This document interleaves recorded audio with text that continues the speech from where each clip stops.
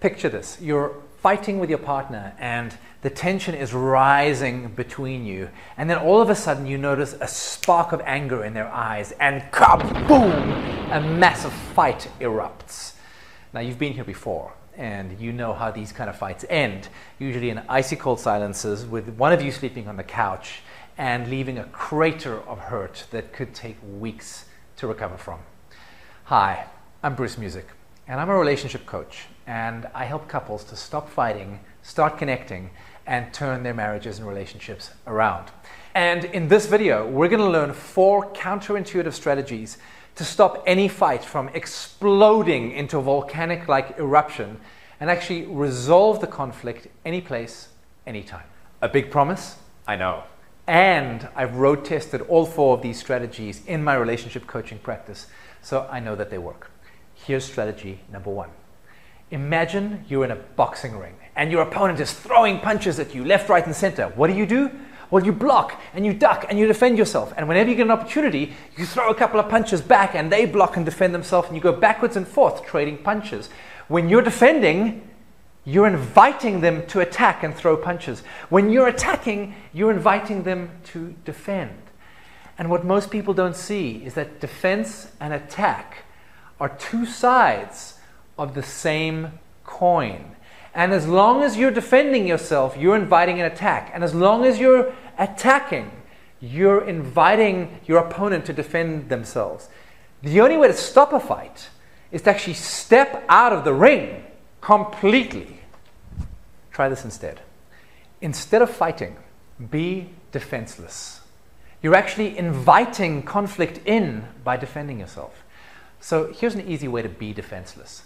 Find something you can agree with your partner about. Find something in what they've said that you can agree with. So you might hypothetically say to them something like, yes, honey, you're right. I did leave the car headlights on and the battery is flat. This is going to completely catch them off guard and interrupt that pattern of attack, defend, attack, defend, attack, defend.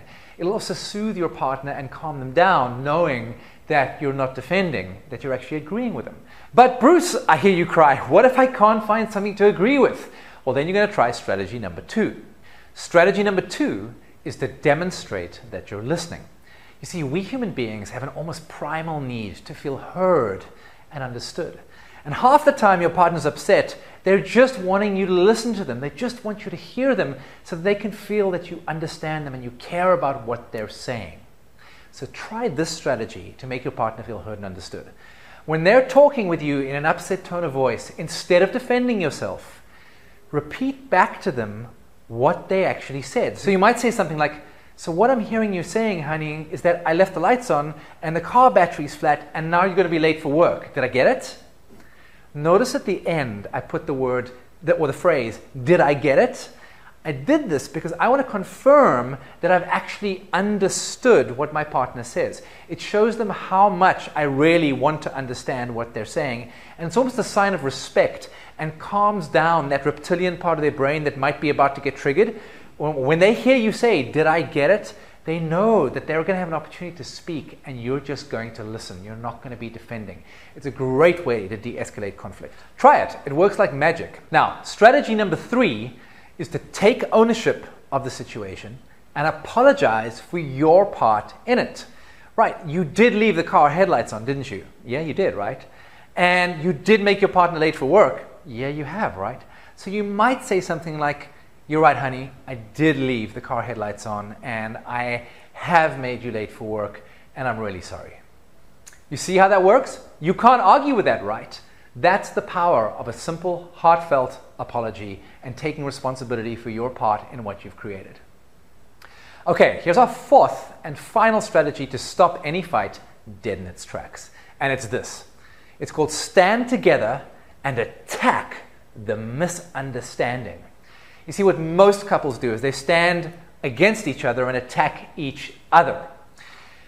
Most fights are just the result of a misunderstanding. Usually it's a misunderstanding about your partner's intention or each other's intentions, or a misunderstanding about what's actually happened because of misinformation or incomplete information. When you stand together and attack the misunderstanding over there, it unites the two of you instead of standing opposite each other and attacking each other. See how different that is? Here's how you do it. You can use several strategies. One of my favorite ones is to actually stand next to your partner, with your partner next to you, rather than standing opposite them, because that position of being opposite is almost confrontational. If you stand side by side, it's almost like the two of you are gazing out at the misunderstanding, ready to attack it as a team, and it actually unites you. Another thing you can do is you can start using we language. So you might say something like, wow, we've really got ourselves into a pickle here. I'm sorry, honey, I did leave the car lights on. How can we resolve this? Would it be okay if I called a cab for you to get you on work on time, and then I could pick you up after work and we could drive home together? We language is the language of unity. It's the language of a team. It's the language of a couple. It's the language of love. So start using we language that unites the two of you together. And then finally, you can address the misunderstanding. And very often when your partner's upset, they're assuming that you've done something intentionally to hurt them. So in this case, you might say to them, honey, and the misunderstanding is I really wasn't, trying to make you late on purpose. And I wasn't being careless. I was so excited about seeing you when I got home last night, and I was late, and I wanted to make sure that I caught you before you fell asleep. So I literally turned off the car, but forgot to turn the lights off, ran upstairs to give you a big kiss, and then fell asleep in your arms. And I'm sorry, I just wanted to let you know that I loved you, and I left the lights on because I fell asleep in your arms. I'm really sorry. What's your partner going to say to that? It's not like they're going to start attacking you for loving them so much that you wanted to kiss them goodnight, is it? So when you unpack the misunderstanding and attack it together, when the two of you are standing united next to each other, committed to finding the misunderstanding and attacking it, there'll be no more conflict between you. Now go and take these 4 strategies into your relationship and use them to stop an argument from escalating into a full-blown fight. Now, as useful as these strategies are, they're not going to fix your troubled relationship for you. They're just strategies for the heat of the moment. If you're walking on eggshells around your partner, or if there's a constant tension in your relationship, or you're experiencing a fuzzy communication problem, or perhaps one of you is withdrawing and the other one's chasing and becoming needy and the other one's withdrawing into their shell, then you really do need to seek professional help. So if you're ready to end the cycle of conflict in your relationship, I can help.